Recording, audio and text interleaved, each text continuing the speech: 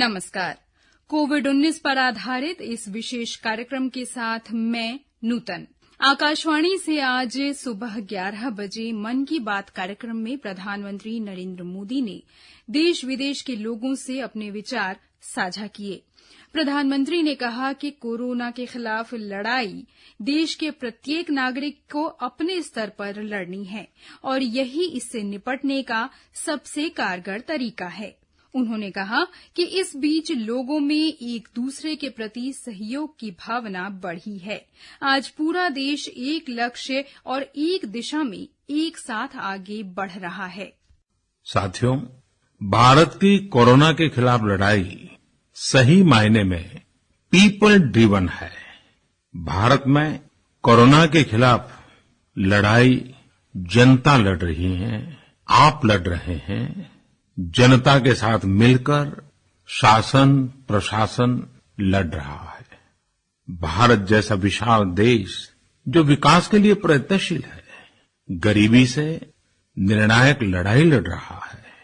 उसके पास कोरोना से लड़ने और जीतने का यही एक तरीका है और हम भाग्यशाली हैं कि आज पूरा देश का हर नागरिक जन जन इस लड़ाई का सिपाही है, लड़ाई का नेतृत्व कर रहा है। प्रधानमंत्री ने अपने संबोधन में कोरोना योद्धाओं को समर्पित एक पोर्टल covidwarriors.gov.in का भी जिक्र किया, जिसमें डॉक्टर्स, स्वास्थ्यकर्मी, एनएसएस और एनसीसी आदि विभिन्न श्रेणी के लोग समाज सेवा के लिए इस डिजिटल प्लेटफॉर्म पर एक दूसरे से जुड़ रहे हैं। उन्होंने सभी देशवासियों से इस पोर्टल से जुड़ने का आह्वान किया। आप अपनी भावना के अनुरूप देश के लिए अपनी रुचि के हिसाब से अपने समय के अनुसार कुछ कर सके, इसके लिए सरकार ने एक डिजिटल प्लेटफॉर्म भी तैयार किया है। ये प्लेटफॉर्म है covidwarriors.gov.in। मैं दोबारा बोलता हूं, covidwarriors.gov.in। सरकार ने इस प्लेटफॉर्म के माध्यम से तमाम सामाजिक संस्थाओं के वॉलंटियर्स, सिविल सोसाइटी के प्रतिनिधि और स्थानीय प्रशासन को एक दूसरे से जोड़ दिया है। बहुत ही कम समय में इस पोर्टल से 1.25 करोड़ लोग जुड़ चुके हैं। इनमें डॉक्टर, नर्सिस से लेकर हमारी आशा, एएनएम बहनें, हमारे एनसीसी, एनएसएस के साथी, अलग अलग फील्ड के तमाम प्रोफेशनल्स, उन्होंने इस प्लेटफॉर्म को अपना प्लेटफॉर्म बना लिया है। ये लोग स्थानीय स्तर पर क्राइसिस मैनेजमेंट प्लान बनाने वालों में और उसकी पूर्ति में भी बहुत मदद कर रहे हैं। आप भी covidwarriors.gov.in से जुड़कर देश की सेवा कर सकते हैं, कोविड वॉरियर बन सकते हैं। प्रधानमंत्री ने रेलवे, उड्डयन, बैंक और डाक विभाग के कर्मचारियों की भी सराहना की। उन्होंने कहा कि ये सभी लोग लॉकडाउन के दौरान अहम भूमिका निभा रहे हैं और ये सभी सही अर्थों में कोरोना वॉरियर्स ही हैं। आज केंद्र सरकार हो, राज्य सरकार हो, इनका हर एक विभाग और संस्थान राहत के लिए मिलजुल करके पूरी स्पीड से काम कर रहे हैं। हमारे एविएशन सेक्टर में काम कर रहे लोग हों, रेलवे कर्मचारी हो, ये दिन रात मेहनत कर रहे हैं ताकि देशवासियों को कम से कम समस्या हो। आप में से शायद बहुत लोगों को मालूम होगा कि देश के हर हिस्से में दवाइयों को पहुंचाने के लिए लाइफलाइन उड़ान नाम से एक विशेष अभियान चल रहा है। हमारे इन साथियों ने इतने कम समय में देश के भीतर ही 3 लाख किलोमीटर की हवाई उड़ान भरी है और 500 टन से अधिक मेडिकल सामग्री देश के कोने कोने में आप तक पहुंचाया है। इसी तरह रेलवे के साथी लॉकडाउन में भी लगातार मेहनत कर रहे हैं ताकि देश के आम लोगों को जरूरी वस्तुओं की कमी न हो। इस काम के लिए भारतीय रेलवे करीब 60 से अधिक रेल मार्ग पर 100 से भी ज्यादा पार्सल ट्रेन चला रही है। इसी तरह दवाओं की आपूर्ति में हमारे डाक विभाग के लोग बहुत अहम भूमिका निभा रहे हैं। हमारे ये सभी साथी सच्चे अर्थ में कोरोना के वॉरियर ही हैं। प्रधानमंत्री ने कहा कि कोरोना और लॉकडाउन ने लोगों की सोच में भी सकारात्मक परिवर्तन किया है। सफाई कर्मी और पुलिस को लेकर लोगों के मन में सम्मान की भावना बढ़ी है। आजकल सोशल मीडिया में हम सब लोग लगातार देख रहे हैं कि लॉकडाउन के दौरान लोग अपने इन साथियों को न सिर्फ याद कर रहे हैं, उनकी जरूरतों का ध्यान रख रहे हैं, बल्कि उनके बारे में बहुत सम्मान से लिख भी रहे हैं। आज देश के हर कोने से ऐसी तस्वीरें आ रही हैं कि लोग सफाई कर्मियों पर पुष्प वर्षा कर रहे हैं।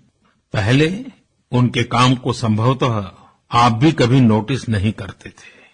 डॉक्टर हो, सफाई कर्मी हो, अन्य सेवा करने वाले लोग हो, इतना ही नहीं, हमारी पुलिस व्यवस्था को लेकर भी आम लोगों के सोच में काफी बदलाव हुआ है।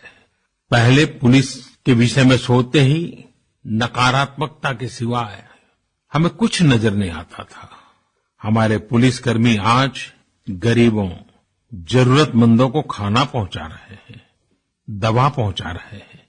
जिस तरह से हर मदद के लिए पुलिस सामने आ रही है, इससे पुलिसिंग का मानवीय और संवेदनशील पक्ष हमारे सामने उभर करके आया है।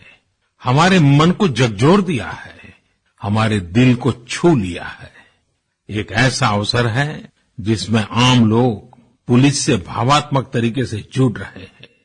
हमारे पुलिसकर्मियों ने इसे जनता की सेवा के एक अवसर के रूप में लिया है और मुझे पूरा विश्वास है इन घटनाओं से आने वाले समय में सच्चे अर्थ में बहुत ही सकारात्मक बदलाव आ सकता है और हम सब ने इस सकारात्मकता को कभी भी नकारात्मकता के रंग से रंगना नहीं है। प्रधानमंत्री ने लोगों से इम्यूनिटी को बढ़ाने के आयुष मंत्रालय द्वारा जारी विभिन्न दिशा निर्देशों का पालन करने की अपील की।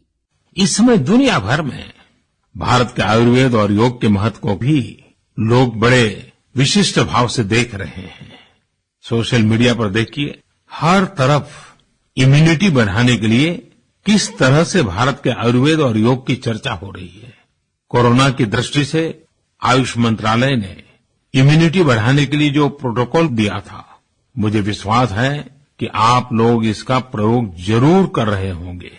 गर्म पानी, काढ़ा और जो अन्य दिशा निर्देश आयुष मंत्रालय ने जारी किए हैं, वो आप अपनी दिनचर्या में शामिल करेंगे तो आपको बहुत लाभ होगा। साथियों, वैसे ये दुर्भाग्य रहा है कि कई बार हम अपनी ही शक्तियां और समृद्ध परंपराओं को पहचानने से इनकार कर देते हैं। लेकिन जब विश्व का कोई दूसरा देश एविडेंस बेस्ड रिसर्च के आधार पर वही बात करता है, हमारी फॉर्मूला हमें सिखाता है, तो हम उसे हाथों हाथ ले लेते हैं। संभवतः इसके पीछे एक बहुत बड़ा कारण सैकड़ों वर्षों की हमारी गुलामी का कालखंड रहा है। इस वजह से कभी कभी हमें अपनी ही शक्ति पर विश्वास नहीं होता है, हमारा आत्मविश्वास कम नजर आता है। इसलिए हम अपने देश की अच्छी बातों को, हमारे पारंपरिक सिद्धांतों को एविडेंस बेस्ड रिसर्च के आधार पर आगे बढ़ाने के बजाय उसे छोड़ देते हैं, उसे हीन समझने लगते हैं। भारत की युवा पीढ़ी को अब इस चुनौती को स्वीकार करना होगा। जैसे विश्व ने योग को सहज स्वीकार किया है, वैसे ही हजारों वर्षों पुराने हमारे आयुर्वेद के सिद्धांतों को भी विश्व अवश्य स्वीकार करेगा। हाँ, इसके लिए युवा पीढ़ी को संकल्प लेना होगा और दुनिया जिस भाषा में समझती है, उस वैज्ञानिक भाषा में हमें समझाना होगा, कुछ करके दिखाना होगा। और अब हम आपको एक बार फिर बता दें कि आयुष मंत्रालय ने इम्यूनिटी को बढ़ाने के लिए क्या कुछ सलाहें जारी की थीं। गर्म पानी का अधिक से अधिक सेवन करें। प्रतिदिन 1 से 2 घंटे योगासन, प्राणायाम या व्यायाम को अपनी दिनचर्या का हिस्सा बनाएं। च्यवनप्राश का सेवन करें और मधुमेह रोगी शुगर फ्री च्यवनप्राश का प्रयोग करें। इसके अतिरिक्त दिन में 1 से 2 बार 1 गिलास गर्म दूध में आधी छोटी चम्मच हल्दी डालकर उसका भी सेवन कर सकते हैं, या तुलसी, दालचीनी, काली मिर्च, सौंठ और मुनक्का से बनी काढ़े का भी सेवन दिन में 1 से 2 बार करें। दिन में कम से कम 1 बार पुदीने के पत्ते या अजवाइन डालकर पानी की भाप लें। और इम्यूनिटी को बढ़ाने के विभिन्न तरीके हमने आपको इससे पहले भी कार्यक्रम में बताए हैं और आगे भी हम कार्यक्रम में उन्हें शामिल करेंगे। प्रधानमंत्री ने आज अपने कार्यक्रम में लोगों को अति आत्मविश्वास से बचने की भी सलाह दी है। मेरे प्यारे देशवासियों, इस वैश्विक महामारी के संकट के बीच आपके परिवार के एक सदस्य के नाते, और आप सब भी मेरे ही परिवारजन हैं, तब कुछ संकेत करना, कुछ सुझाव देना, ये मेरा दायित्व भी बनता है। मेरे देशवासियों से मैं आपसे आग्रह करूंगा, हम कतई अति आत्मविश्वास में न फंस जाएं। हम ऐसा विचार न पाल लें कि हमारे शहर में, हमारे गांव में, हमारी गली में, हमारे दफ्तर में अभी तक कोरोना पहुंचा नहीं है, इसलिए अब पहुंचने वाला नहीं है।